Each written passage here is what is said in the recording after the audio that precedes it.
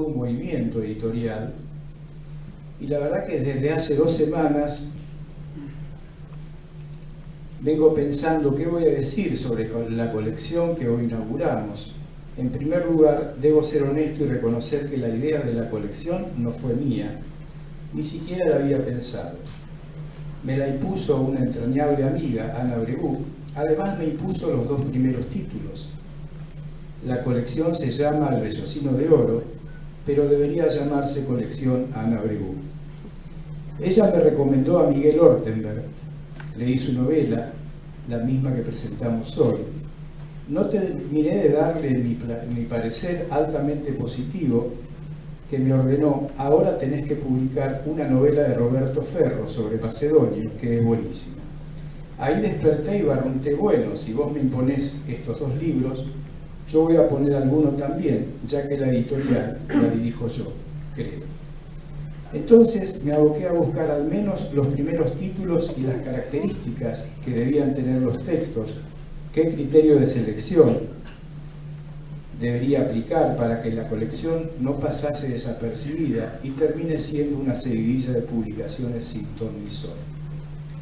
Lo primero que decidí fue darle una estética que la distinga, empezando por elegir un buen papel, que los libros fueran cosidos con hilo, con un diseño de tapas y de interiores sobresalientes. Lo logramos. Descarté que abarcara una época precisa, que fuera por género o por estéticas. Buscamos que tuviera una alta calidad literaria, más allá de los nombres. Buscamos que dicha calidad destaque y que muestre a los autores y a sus textos en su máxima expresión. El trabajo editorial los acompaña con una edición cuidada, esmerada.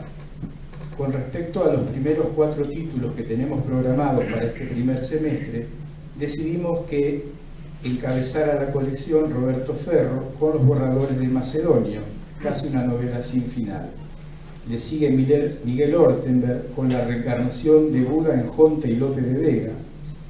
Miguel va por su 4.º libro, Contra los 32, que lleva Ferro. El criterio, como pueden ver, es proponer parejas de autores dispares en cuanto a la producción, pero con una alta vara en cuanto a la calidad literaria. Para leer a Ferro hay que tener un presupuesto elevado. Tiene presente la Biblioteca Universal y eso es siempre un desafío personal. Ortenberg destaca con su fuerza narrativa, con su excelente tono y su prosa poética, rítmica y concreta, que busca siempre la palabra justa. El 4.º libro es la primera novela, el 3.er libro, perdón, es la primera novela de Gustavo Ponce, titulada El Pantano. Con ella ganó el primer premio de la legislatura de la Ciudad Autónoma de Buenos Aires y está en tratamiento para ser declarado de interés municipal. El Pantano aborda la infancia en la época del virreinato con un trabajo de investigación impecable y un asombroso lenguaje de la época. El 4.º libro es una bomba, un policial que está en proceso de edición en estos momentos. Les puedo asegurar que es una maravilla de novela y seguramente será visto como uno de los mejores policiales de la región. Me olvidaba decir que este autor es un joven de 86 años que va por su título 56, y por si alguno no lo conoce, estoy hablando de Noé Gittrick. Estos son los primeros 4 títulos para este semestre. Estamos trabajando para concretar 4 títulos más en el segundo semestre y hoy nos abocamos a presentar la novela de Miguel Ortenberg y le cedo la palabra, María, a Buenos Aires, escritora y docente universitaria. Todas las actividades de Raquel Gianella fueron desarrolladas de la mano del compromiso social y de género. Se ha dedicado al tema específico de los adultos mayores desde la gestión.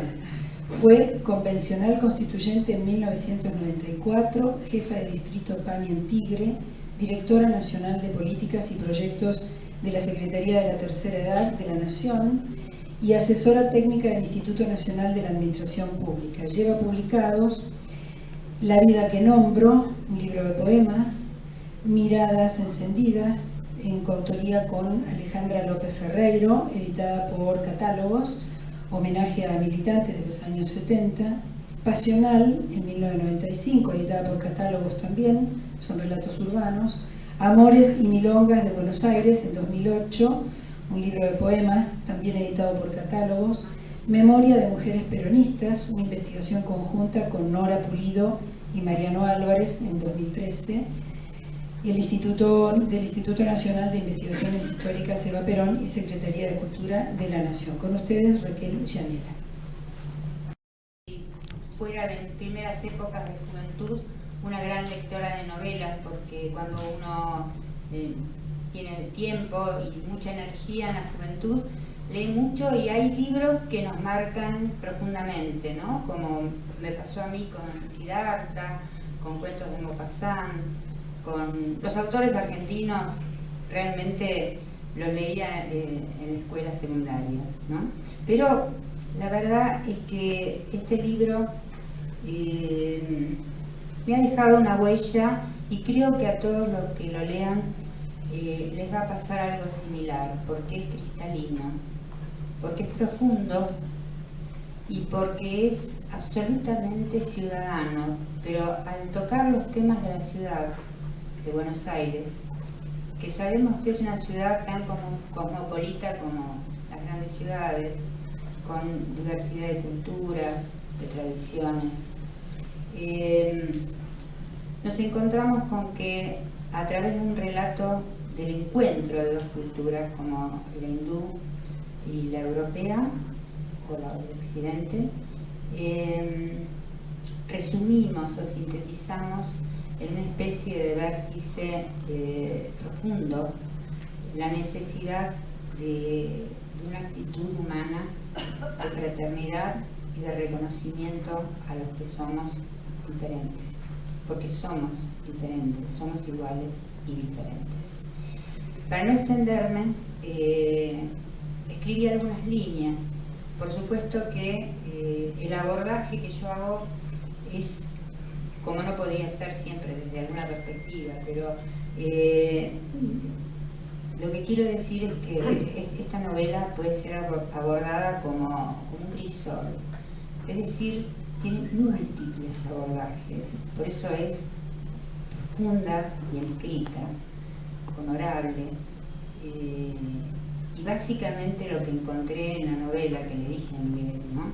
Creo que es una de las mejores críticas, con el sentido amplio de crítica, ¿no? De criba, de discernimiento, las mejores críticas, la mejor crítica a través de la escritura que yo he leído en los últimos tiempos. Bueno, voy a cambiar de anteojos.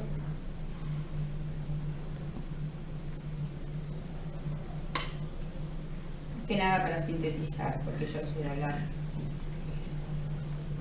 Tengo razones íntimas y afectivas para aceptar un festín. Este espacio participa hoy de una entrada al ágape en el sentido de un amor incondicional y reflexivo, en que el amante tiene en cuenta solo el bien del amado. Con esta novela Miguel nos invita a compartir múltiples encuentros en experiencias reconocibles y cotidianas de una ciudad que habitamos, amamos y a la cual muchas veces quisiéramos no pertenecer. Contradictoria, sutil y hermosa. Todos nosotros sabemos que aquí, en este lugar con tanta historia, se fueron ordenando, justaponiendo, encimando otras historias. Identidades profundas de nuestra cultura controvertida, identidades apenas logradas por nuestra corta existencia desde que llegó la conquista. Y en ese fino hilo que nos une es hoy una invitación a una fiesta, pero ¿a cuál de ellas? Me atrevo a decir que llevamos aquí por veredas y barrios diferentes, no en el sentido básico que todos conocemos, sino por la simple ecuación de nuestras propias historias, nuestras construcciones de los mundos personales, sociales y políticos que hacen a nuestra vida. Y es una fiesta, porque una motivación diversa, un interés fraterno, nos impulsa a caer en la posibilidad de acercarnos a una forma de hallar maneras, sentidos y significados que nos brinda la literatura creativa. Hemos sido amasados en ciencias, tecnologías diversas, intereses dispersos, buscando de diferentes formas los caminos que nos permitan encontrarnos con la otredad, con ese sujeto diferente e igual. Y lo vamos haciendo también con el mito, las leyendas y las búsquedas de la paz interior, para lo cual deberemos romper con las lógicas binarias, las cronologías sin matices, la unidad sin sentido ni dirección. Yo diría que este libro es un amasijo pensado de las entrañas de un paraíso real. Y quiero aquí citar una frase de Italo Calvino, de Las ciudades invisibles, cuando en boca de Marco Polo dice, abro la cita: el infierno de los vivos no es algo por venir, hay uno, el que ya existe aquí, el infierno que habitamos todos los días, que formamos estando juntos. Hay dos maneras de no sufrirlo. La primera es fácil para muchos, aceptar el infierno y volverse parte de él hasta el punto de dejar de verlo. La segunda es riesgosa y exige atención y aprendizaje continuos. Buscar y saber quién y qué en medio del infierno no es infierno y hacer que dure y dejarle espacio. Cierra la cita. Y aquí viene lo bueno del libro de Miguel, abre espacio. Al abrirlo nos introduce en tiempos paralelos, anclados, míticos, de las diferentes esquinas de Buenos Aires. Y si no me equivoco, no se trata de realismo mágico, sino de una apertura racional que se imbrica y se resuelve en el cristal de la emoción, de un erotismo donde la sensualidad es vivida con intensidad y con la conciencia de que nada es para siempre. La levedad de lo vivo no se resuelve por más acción, sino por una meditación profunda que nos enseñe la filosofía de vida oriental, como dice Lao Tse, abro comillas, en una casa las puertas, las ventanas son usadas por su vacío. Así nos ayuda lo que no es a usar lo que es. El tiempo sin tiempo, cargado de la explicación del mundo por la inquietud de lo no explicable, del misterio, como cuando en lo cotidiano, sentados en un café, se discute el por qué se perdió ese partido de fútbol, si venía todo bien, o por qué nos enamoramos de un muchacho imposible. Además, el paraíso, ese que hablaba Calvino, ¿no? ¿Dónde está en definitiva?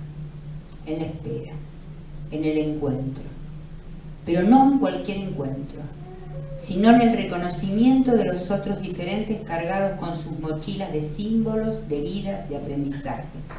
Tilopa, salido del Tíbet montañoso, traslúcido, lejano a la necesidad de la apropiación de lo material y en búsqueda afectuosa con su maestro, viene aquí, a Buenos Aires. Llegan los dos, al barrio de Monte Castro, en el centro de la porteñidad. Llega a una ciudad que no tiene ese monte.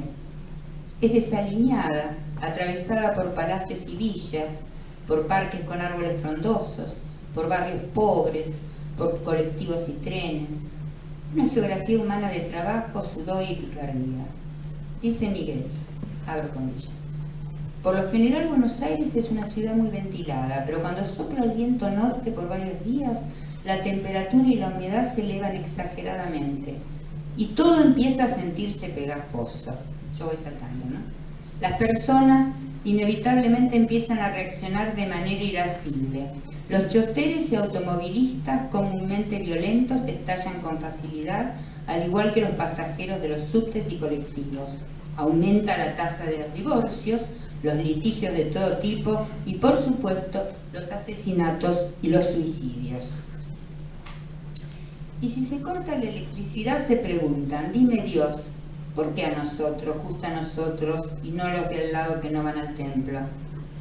Hay excesos de vida comunitaria, con lo cual puede afirmarse que el calor enloquece solo a algunos y a otros los ayuda a curarse de su marcado individualismo, iguala como la muerte a ricos y pobres. Cierro su cita. También el tango, nuestro baile y poesía ciudadanas, aparece recorriendo lugares como la Viruta y dando cuenta de nuestra fusión con otras culturas. Dice Miguel, no está claro cómo es que la Viruta, grupo de bailarines profesionales de tango, fue parar al Centro Cultural Armenio, y cita varios de los salones que los amantes del tango conocemos, el Salón Cani, la Idea del Beso, etc. ¿Qué decir de los originales ateneos antropológicos en sótanos de la Plaza de Once?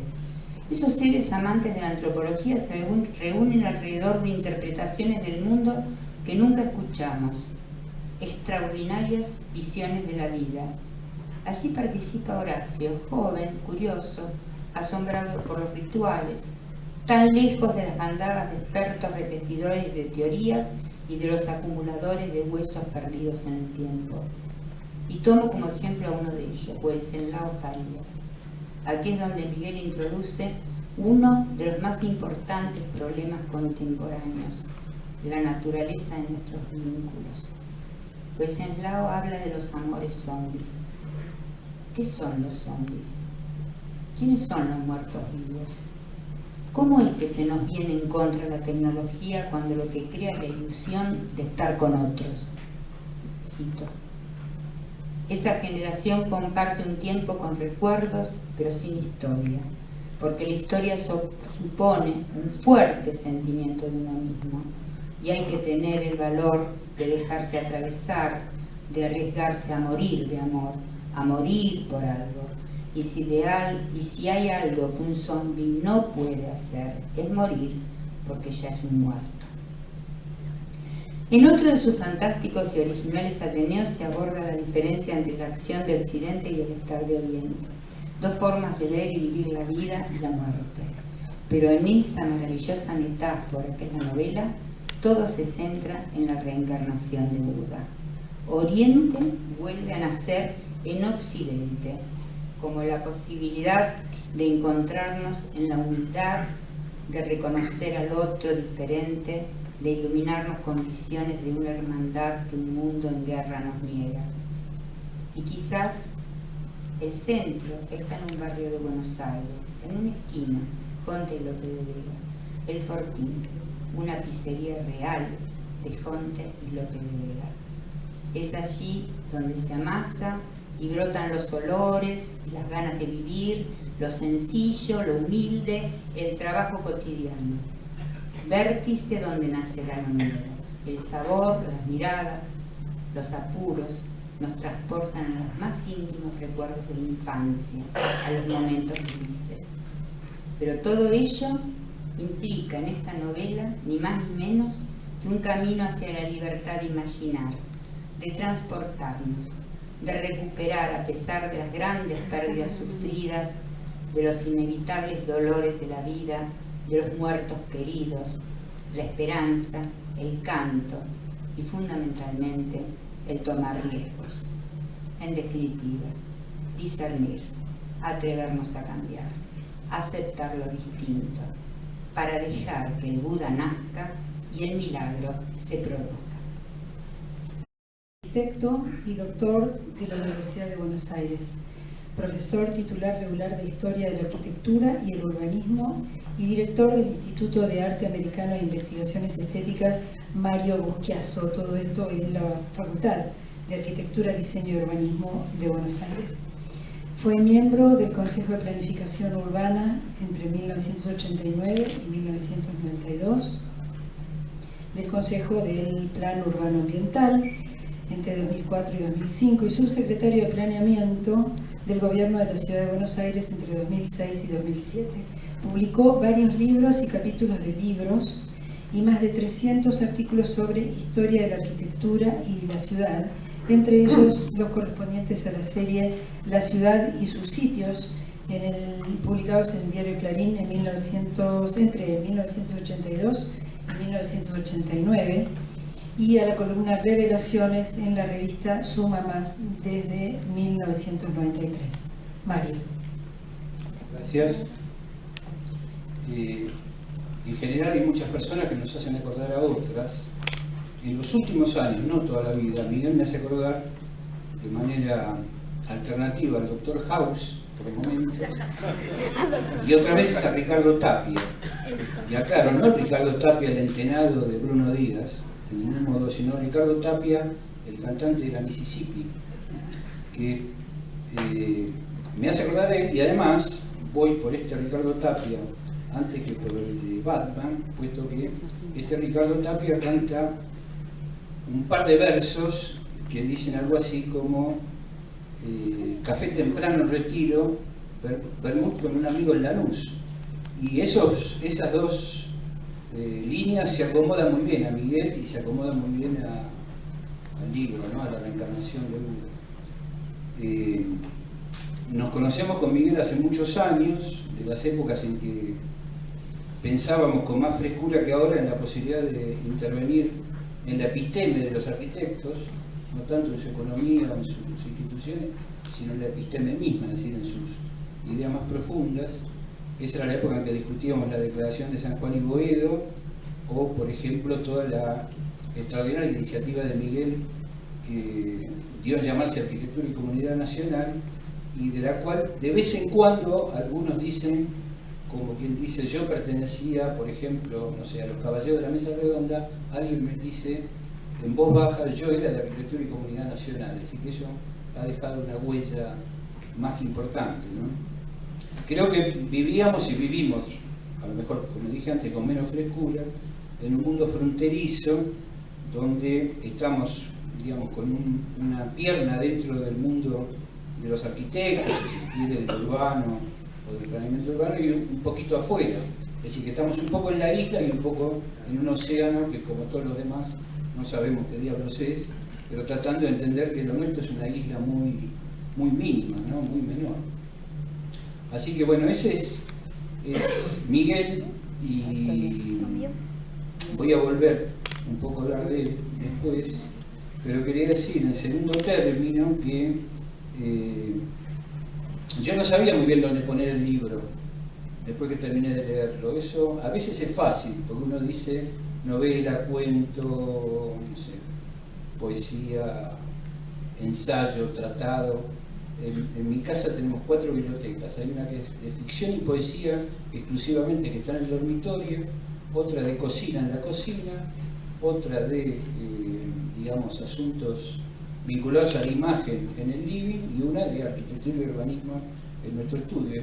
Y estuvo un rato largo antes de saber dónde ponerlo, porque hay algunos libros que se resisten a la colocación inmediata en una de las categorías o bibliotecas. ¿Por qué? Porque además es un libro que, digamos, fue a parar con una zona híbrida en biblioteca donde, por ejemplo, está, y esto tal vez es una obviedad, pero quiero decirlo, donde están las crónicas del Alfil Gris, de Dolina, y no están en la ficción, sino que están cerquita del problema, de la cuestión de las crónicas urbanas, ¿no?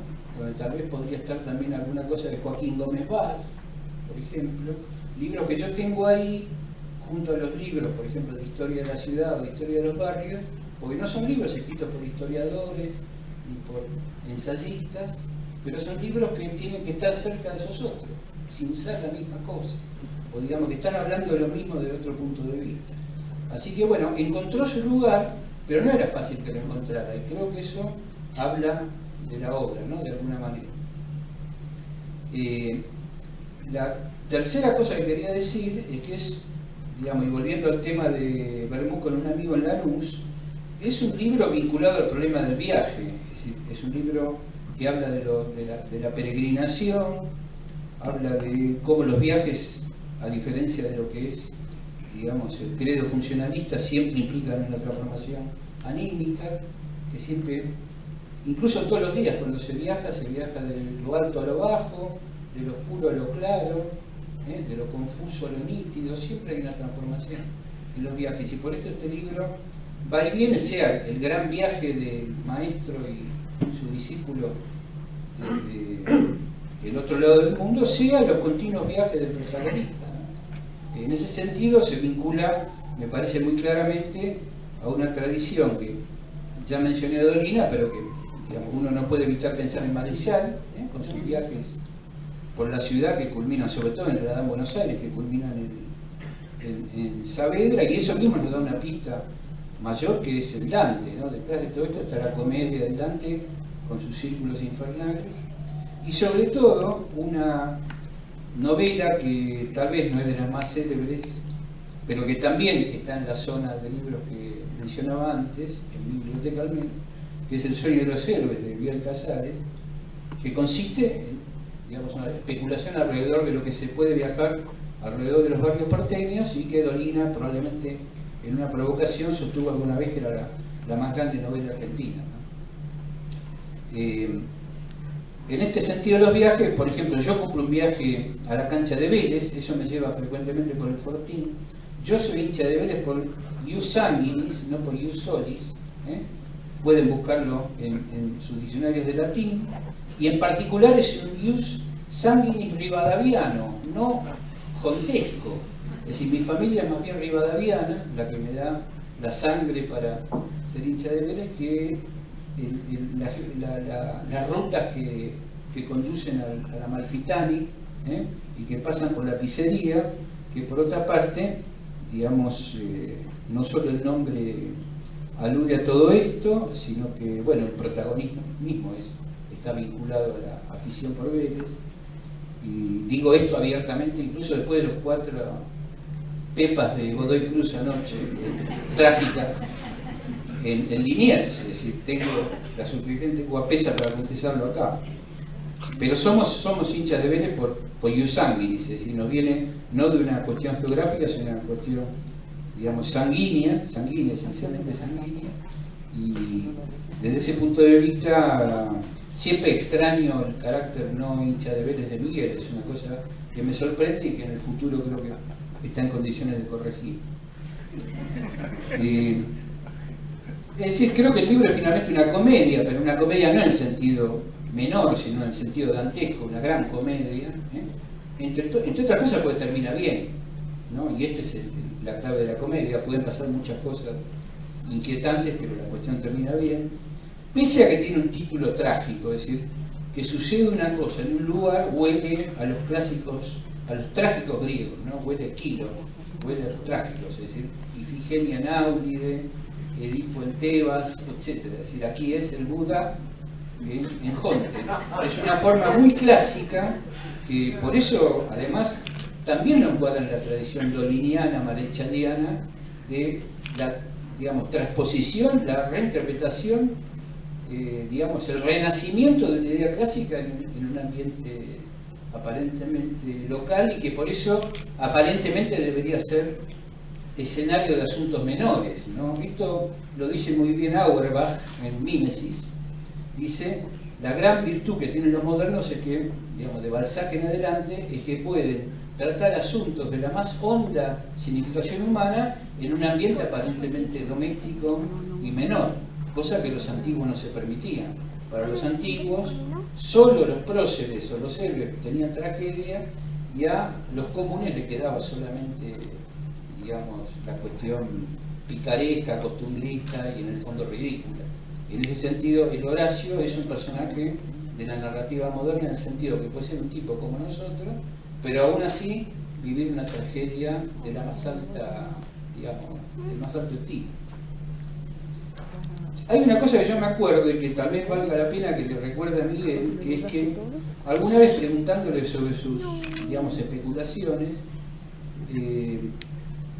me dijo, le pregunté, ¿en qué andás? Y me dijo, estoy pensando en el flaco Abel. Tal vez vos no te acuerdes de eso, pero yo sí me acuerdo. El flaco Abel, no hace falta que diga el tango ni el autor, es parte del puñado de amigos, ¿sí? Que está compuesto por José de la Quimera, Marcial, que aún cree y espera, y el flaco Abel, que se nos fue y aún nos guía. Y Miguel me dijo, estoy pensando en el flaco Abel. Y yo dije, caramba, eso es una pregunta poética. Las preguntas poéticas son las que alguna vez caracterizó Robert Graves, y dice, son las preguntas que nadie otro se preguntaría, que conducen a la creación, conducen a la imaginación. Por ejemplo, la pregunta poética por excelencia, según Robert Graves, o por lo menos es la que da como ejemplo por excelencia, es ¿qué comían los centauros en ese paquete que estaban? Cosa que ninguna otra persona se había preguntado. Entonces, creo que Miguel ha hecho uso de alguna pregunta poética que no está tan claramente explicitada en el libro, sino que está respondida, pero me parece que tiene muy claro, en su instinto está la idea de la pregunta poética, según me comentó alguna vez, en la expresión de esa pregunta por la significación del Flaco Abel. Con lo cual termino proponiéndole que nos conteste también a la pregunta sobre el Flaco Abel y no deje de hacerse más preguntas poéticas.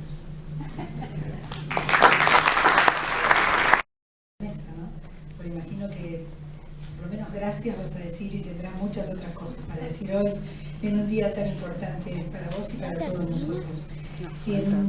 Quiero decir también que estos libros que ustedes ven aquí, Juan Miguel largó un libro con todo, porque se mandó una colección privada, que es la portada que ustedes estuvieron viendo en la entrada. Está la tapa de la colección El Vellocino de Oro, que es la tapa que ustedes van a ver. En la entrada no estaba, pero es la tapa que ustedes van a ver en las librerías. Esta es la portada del mismo libro, por supuesto, que va a estar presente en las librerías y que ya está ahí en las mesas, en primer lugar. Decía que hizo un lanzamiento con todo porque Miguel también hizo el lanzamiento del libro en sistema braille, que es esto que ustedes ven aquí, y en audiolibro también, ¿no, Miguel? Bueno, después vas a hablar un poquito vos de esto. Roberto Ferro entonces cierra la presentación de la reencarnación de Buda en Jonte y Lope de Vega. Roberto Ferro es escritor y crítico literario, doctor en letras de la Universidad de Buenos Aires, profesor e investigador de la Facultad de Filosofía y Letras. Dictó cursos de posgrado en Uruguay, Brasil, Venezuela, México, Francia e Italia. Participa del consejo editorial de numerosas revistas académicas y literarias. Entre sus libros publicados están Lectura errada con Jacques Derrida, Escritura y deconstrucción, en 1995, La ficción, un caso de sonambulismo teórico, en 1998, El lector apócrifo, también en el 98, Sostiene Tabucchi, en el 99, Onetti, La fundación imaginada, 2003, De la literatura y los restos, 2009, Derrida, El largo trazo del último adiós y fusilados al amanecer, en 2010, Cortázar y textos inmundos, en 2015. Dirigió el volumen dedicado a Macedonio Fernández en la historia crítica de la literatura argentina en 2007 y la edición crítica de Operación Masacre, seguido de la campaña periodística en 2009. En 2011 aparece su novela El otro Joyce. Algunos de sus libros han sido traducidos al inglés, portugués e italiano. También fue distinguido con el premio Conex a ensayo literario por el periodo 2004-2013.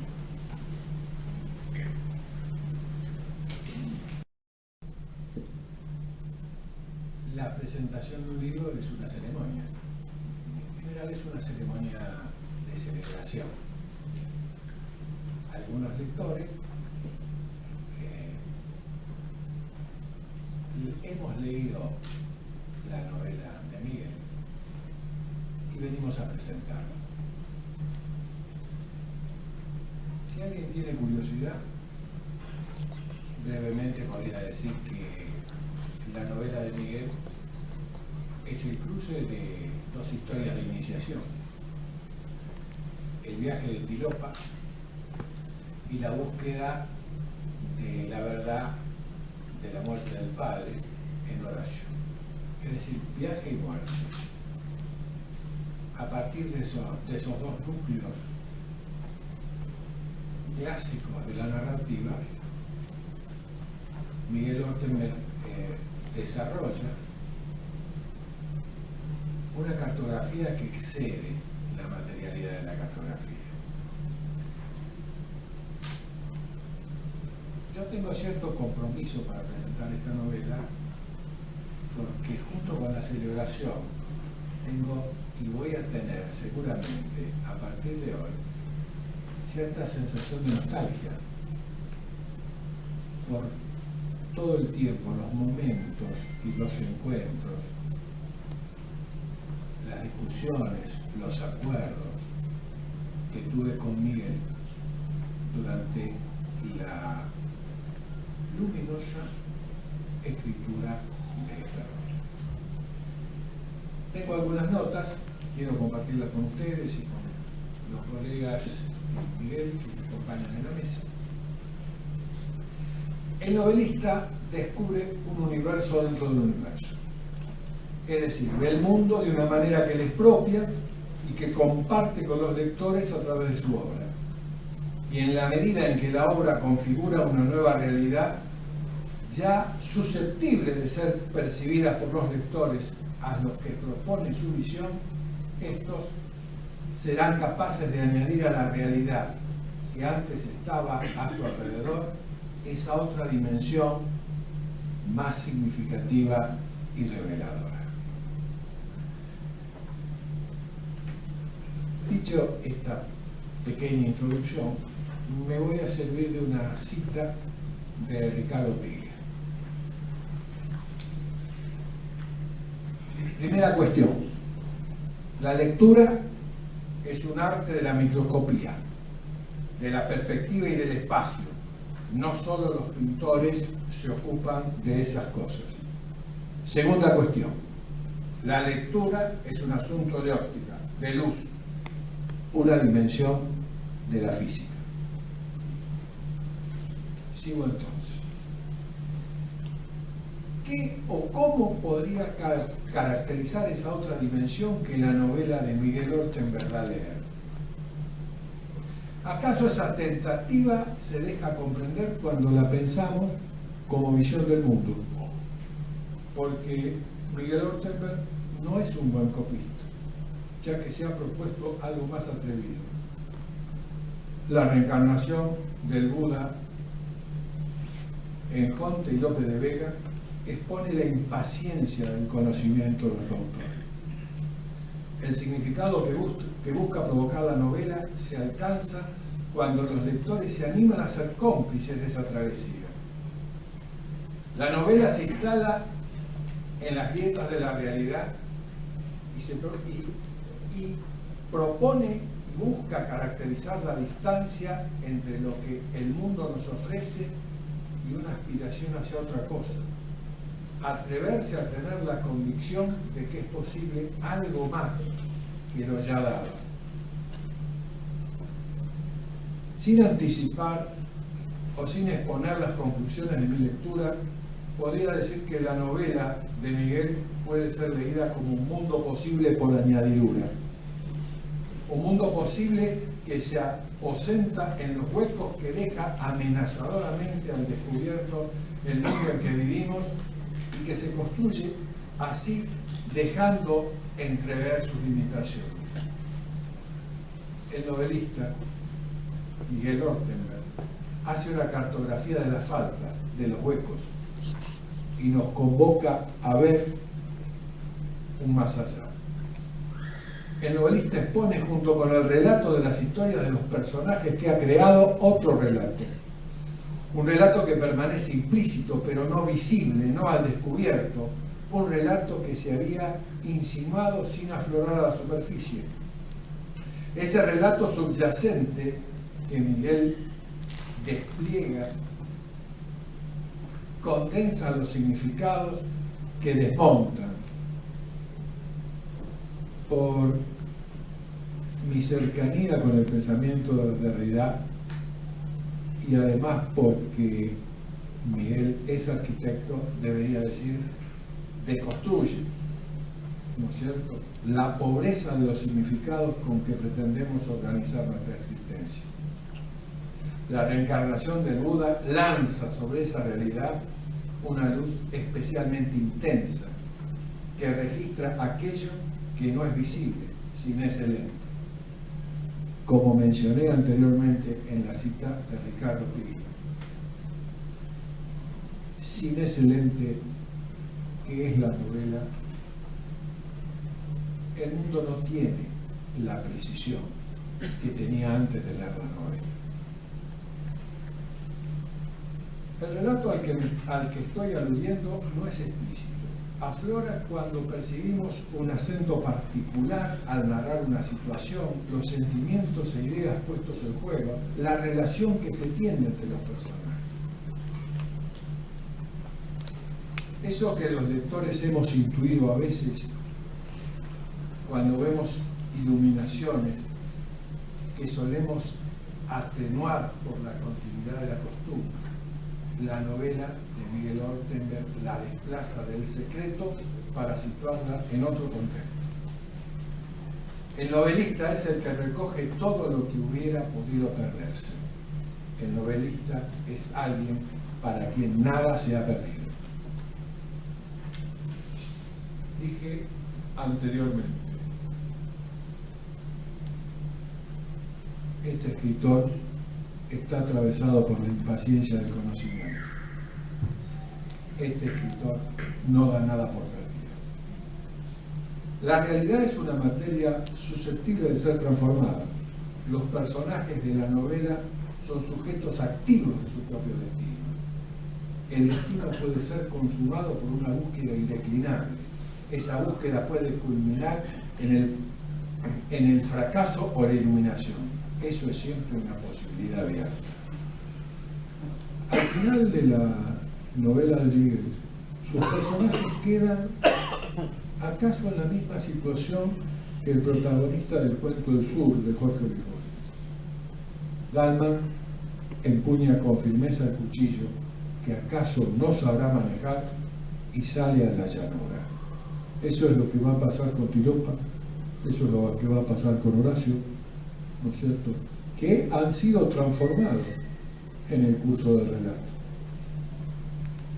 El mundo que expone la novela, los mundos en donde se empieza a gestar la identidad de Horacio y de Tilopa, allí se juega la partida. El relato de la novela se sobreimprime al conocimiento del saber común sobre el mundo con el objeto de transformarlo.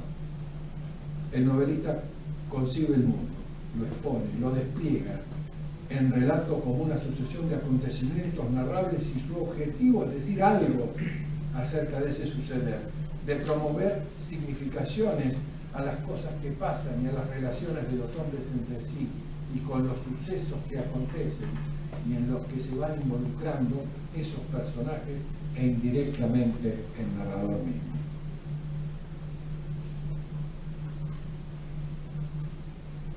Cuando hablamos de epifanías, hablamos de señales de algo trascendente que se anuncia en los gestos o en los hechos más pequeños. Para Miguel Ortenberg, sus personajes son representantes de hombres contradictorios, en orden a la identidad, de una identidad no enajenante que les proporcione las vivencias de la libertad y de su destino. Para terminar, a pesar de que esto pueda parecer una escandalosa simplificación, que lo es, me parece que vale la pena insistir sobre ello. Hay dos maneras de leer una novela. Sumergirse en el relato que nos propone con la fruición de un niño que impaciente se pregunta constantemente si ocurrió de verdad. O adoptar cierta distancia, intentando contemplar el libro como un artefacto. Relatos, personajes y situaciones son elementos de un diseño.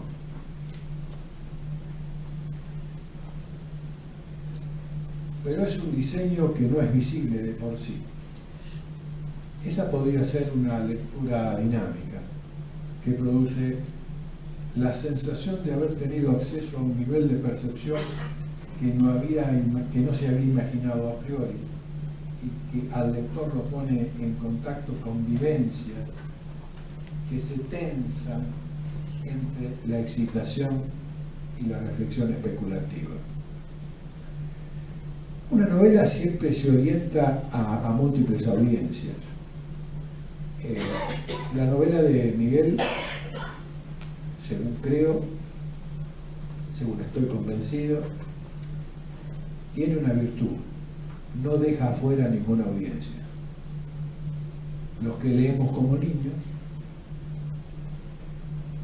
no nos quedamos afuera cuando leemos esa novela como un artefacto. Eso me hizo pensar desde hace mucho tiempo que esta era una gran novela para múltiples audiencias. Eso es.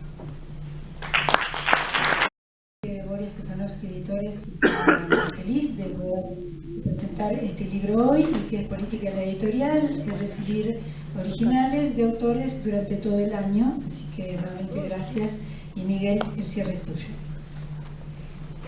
Bueno, muchas gracias. Les agradezco a todos por estar acá, a Jorge, que es un gitano. Y bueno, para mí es muy importante que el editor sea alguien que viene de ahí, y que sea un escritor y un poeta. Bueno, le agradezco también a María Santola, y por supuesto a Raquel Llanela, a Roberto, a Sebastián Galeano, Mario Salugo, es alguien a quien yo respeto mucho intelectualmente, tengo un fuerte vínculo personal con él de muchísimos años. También a Eva Ortenberg, que es una artista. Yo le pedí una tapa, ella hizo un cuadro que está ahí expuesto, chiquitito, no sé si lo ven, se llama Metáfora del cielo. Acá está dando vueltas, ¿sí? Yo le agradezco mucho la sensibilidad y lo que trabajó. En principio, les voy a contar rápidamente algunas cositas, solo para explicarles por qué estoy acá. A los 4 años, en la epidemia del 56, yo me enfermé de polio, ¿sí? La mayoría de esa generación murió, quedó muy lastimada. Y yo soy un caso raro, quedé en pata, ¿sí? Jugué al fútbol, hice de todo en mi vida, porque mi viejo y mi vieja me cuidaron mucho con calor, me dieron fuego. Y eso era lo único que evitaba que los músculos se mueran, ¿sí? Por eso la gente quedó con las patitas cortitas o pulmotores. Entonces yo siempre me sentí partícipe de la discapacidad y sensible a eso. Por eso el tema de que el libro esté traducido al braille es algo que yo hago agradeciendo a Dios y a mis padres, ¿sí? Por lo que tengo, que es la posibilidad de estar acá. Y aparte por otro tema, de que ya con más de 60 años me di cuenta de que todos somos ciegos en algo, porque en la vida cometemos errores, porque tenemos zonas invisibles, zonas sumergidas, y a veces cuando somos ya grandes, muchos de esos errores los podemos reparar si la vida nos lo permite, y otros no los podemos reparar y los tenemos que asumir en nuestra humildad, ¿no? Así que bueno, hicimos esos 6 ejemplares que ven ahí, están en braille, y cada libro de estos son 6 volúmenes. Hay 40 bibliotecas para ciegos en Argentina, son lugares que los reúnen, así que con Sebastián Galeano y con la ayuda de algunos amigos estamos llegando a estas asociaciones para que lo puedan leer. Ese es un tema. El otro tema es Raquel Llanela. Raquel Llanela es una cosa particular en mi vida, porque aparte de todo es mi hermana, ¿sí? Yo no tenía hermano mayor, tenía hermana mayor. Y mi hermana mayor, cuando yo tenía 13, 14, ya tenía 17, 18, estudiaba filosofía y letras. Y se reunía en el comedor de nuestra casa en Paternal con sus amigas, casi todas eran amigas, a leer la crítica a la razón pura, la crítica a la razón práctica, no sé, leían unas cosas rarísimas. Yo estaba en segundo año de secundario. Yo tenía un fuerte interés sexual en las amigas. Entonces había un par de amigas que estaban muy fuertes. Entonces, cuando ella llegaba, yo me arrimaba. Y yo no entendía nada de lo que decían, digamos, pero me quedaba escuchando. Mi vieja me decía, ¿qué es esta cara? Están hablando de Kant, están hablando de Descartes. Pero bueno, ¿qué pasa? Pasa algo muy importante. A los 14 años, 13, 14 años, yo pierdo a mi padre. Me quedo sin figura masculina en mi familia. Y tenía a mi madre y a mi hermana mayor y a mi segunda hermana, y vivía en un mundo más de polleras que en un mundo de pantalones, ¿sí? Y crecer, hacerme hombre en ese contexto, digamos, uno se pone a buscar un modelo, con lo cual la cuestión de buscar referentes Y como no hay un solo tipo de hombres, ni hay un solo tipo de hombrías, sobre todo en este momento donde está tan discutida la cuestión de género y de cómo nos relacionamos con lo diferente, ¿no?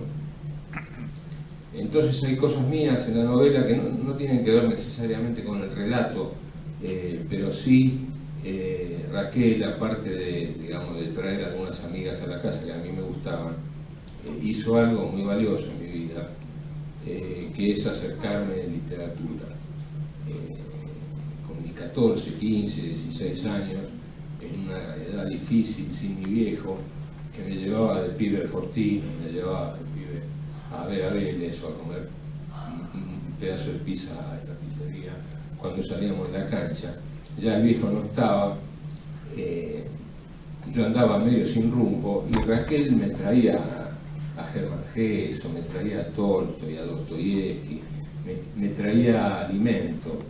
Y a mí la literatura para mí fue salvífica, digamos. El arte fue salvífico. Y entonces, bueno, si bien toda mi vida me dediqué profesionalmente a la arquitectura, siempre estuvo esa cosa estética, artística en mí, y también el tema del amor. El amor salva, el arte salva, y no hablo de una salvación en términos así con mayúsculas, sino en esas pequeñas cosas de la gente que uno ama y que lo aman a uno y que le permiten caminar por la vida, ¿no? ¿Quién está acá? En el Museo Antropológico, que es un museo, es un ateneo antropológico que hacen en La Rioja en 200, en un sótano, eso está en el libro.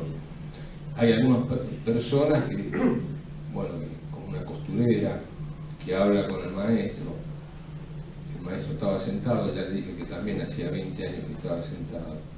Acá está el salteño Rafael. Yo te voy a pedir que te acerques, Rafael. Rafael es maestro pizzero, ¿sí? Trabaja en el Fortín. El Fortín es una pizzería que está desde el año 62, él es salteño. Cuando yo empecé a escribir la novela, le dije a...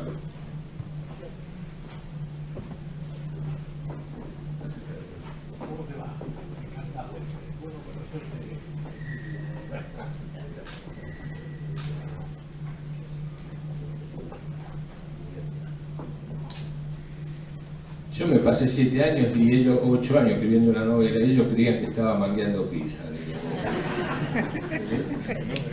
Yo hace 8 años fui un día, yo los conocí a ellos, de ir a comer pizza y de pibe, de un lugar, aparte de algunos años de mi vida viví en Bermúdez, en Pío González, el barrio lo conozco, Montecastro, y me acerqué, y bueno, a Perfecto, que es uno de los dueños, que falleció hace muy poquito, ahora Rafael va a hablar un poco, y le dije que me di cuenta que ahí pasaba algo muy fuerte, ¿no? Porque sobre Beiró pasa agua, no solo porque hay un conducto enorme que le da agua a una parte de la capital, lo mismo que con el reservorio de la calle Córdoba, ubican, sobre Beiró hay un reservorio enorme, pero hay un río subterráneo. Y entonces, bueno, hay un río subterráneo de agua pura, cristalina, y estaba el fuego del horno que se había prendido en el 62, una institución de 4 o 5 socios que habían mantenido la explotación desde el 62 hasta acá, una institución en el barrio, un templo, porque es una de las pocas pizzerías que hay en el mundo y en el barrio que primero comes y después te cobran. Y nadie te controla desde la caja si lo que comiste es exactamente lo que vas a pagar. ¿Se entiende lo que digo? Hay algo pasan cosas muy fuertes. Entonces yo le dije a Perfecto, voy a escribir una novela, estoy con la idea de que Buda reencarne acá, me miraba. Dice, bueno, si a vos te parece, entonces Perfecto falleció hace poquito, tenía 92 años, lamentablemente no pudo estar para la terminación de este libro, pero sí el hijo, Bernardo, que lo leyó, que me ofreció inaugurar o presentar este libro ahora el 27 en la pizzería, Y Perfecto a mí me dijo, cuando se cumplieron los 50 años, ¿no? Sí, a los 50. Hicieron una fiesta enorme, el barrio se paralizó, había miles de personas en la calle. Yo me acerqué a Perfecto y Perfecto me dijo, ¿cómo va el libro? Yo le digo, mira, va bien, pero la verdad, me había agarrado acá Terminator, yo qué sé. De Terminator voy a hablar después. Y entonces, digo, necesito un año más, yo qué sé. Me dice, bueno, mira, no importa, no sé si yo voy a estar o no cuando termine, pero hacer algo lindo, porque acá nos queremos mucho, trabajamos hace muchos años los socios, y yo quiero que hagas algo que sea muy lindo. Y yo tomé ese compromiso con él, así que, bueno, le dejo la palabra acá al Centenio, ¿sí?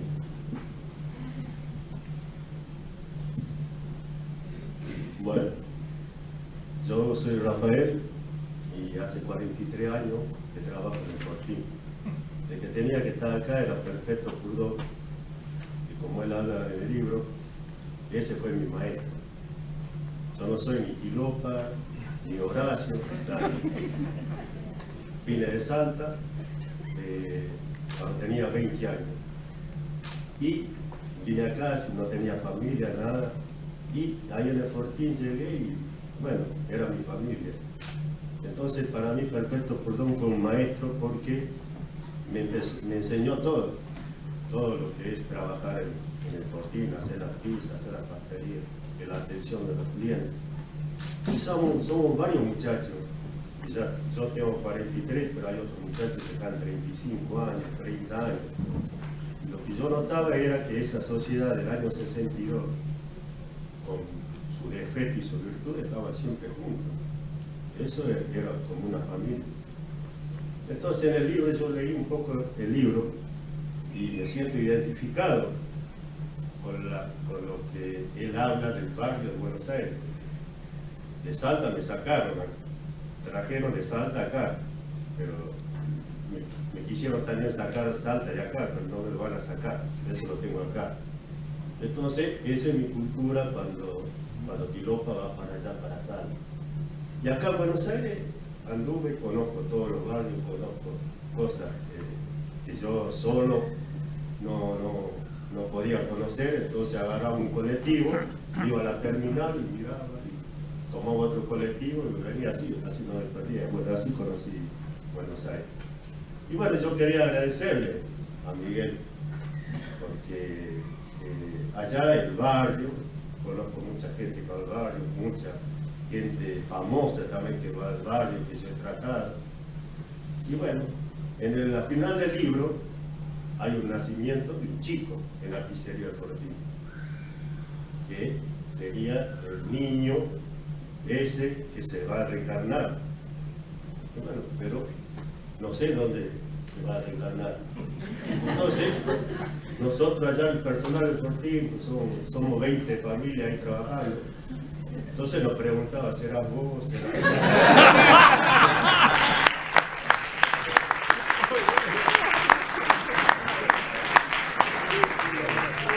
Y eso es que para que yo hago una reflexión para que nos tratemos bien.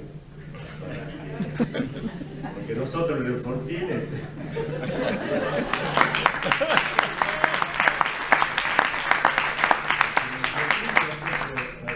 ustedes conocen la pizzería del Fortín y ahí los maltratamos, hacemos esperar y todo y siguen viniendo.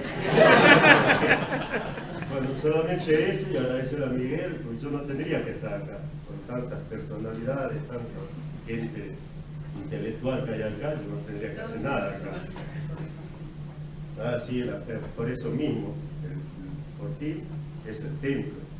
Y yo he visto a Maradona, a todo, por nombrar a otro más, todo a comer pizza, entonces éramos iguales todos. Bueno, gracias. Viví 4 años o 5 años, he traído un libro que mi hermana cree que nunca le voy a devolver, pero lo tengo acá, ¿sí? Se lo quiero dar al público, porque después se olvida. No porque le falte de memoria, pero se olvida porque lo meta en su gran biblioteca. Y también tengo un libro acá de Mario, que es la tesis de Mario, que quiero que lo vean después. un hermosísimo libro de Mario Sabugo, ¿sí? De los barrios al centro, ¿no? Con un trabajo sobre la poesía del tango increíble, digamos, y un espacio de interpretación increíble. Pero quiero hablar de Terminator, ¿sí? Yo escribí 4 años, sí, porque vieron que se derrite Terminator y se arma de nuevo. Bueno, yo escribí 4 años y andaba, me fui al pasto, como esos tipos, viste, que se van con el auto al pasto, y no me sacaban ni con un tractor. Le llevé la novela acá al maestro, fui recomendado, me recibió, dice, ¿qué haces? Soy arquitecto. La leyó en 15 días, los borradores, me recibió 15 días después, me dijo, tengo una buena y una mala noticia. La buena es que tenés una idea, y la mala que tenés que escribir todo de nuevo. Pero él no sabía con quién estaba. Hombre de izquierda, hombre comprometido, ¿qué sé? Digo, yo qué sé, soy funcionario, me miraba, decía, qué bicho que viene acá. Pero hombre de letras, entonces bueno, nos pusimos a trabajar y bueno, es un maestro, me hizo trabajar muchísimo, corregir, me organizó, me permitió armar una estructura. Yo lo valoro humana y técnicamente, la verdad lo quiero muchísimo, he construido un vínculo muy fuerte con él y hay una frase terrible que me la enseñó, si bien no es de él, me la enseñó Roberto, que es que en el futuro todos los chicos van a tener una computadora, pero maestros van a tener solo los hijos de los ricos, ¿sí? Entonces hay que tener cuidado con el tema de a todo el mundo se le puede comprar un celular, pero hay chicos que no tienen maestros y para crecer hace falta la maestría. Y bueno, eso es todo lo que les puedo decir. No quiero alargar esto. Le quiero agradecer sinceramente a Roberto todo lo que me enseñó y lo que me enseña en el trabajo que hacemos. Estamos ahora involucrados nuevamente en una novela, ¿sí? Apasionante. Y bueno, me preocupa esa reflexión. El flaco Abel que se nos fue respondiéndole a Mario, para mí tiene varios significados, ¿no? Por eso le dedico el libro a mi viejo.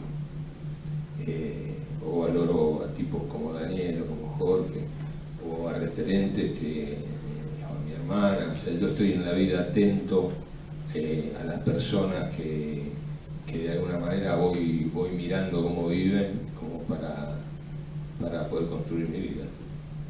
Les agradezco. Esto así no termina, ¿eh?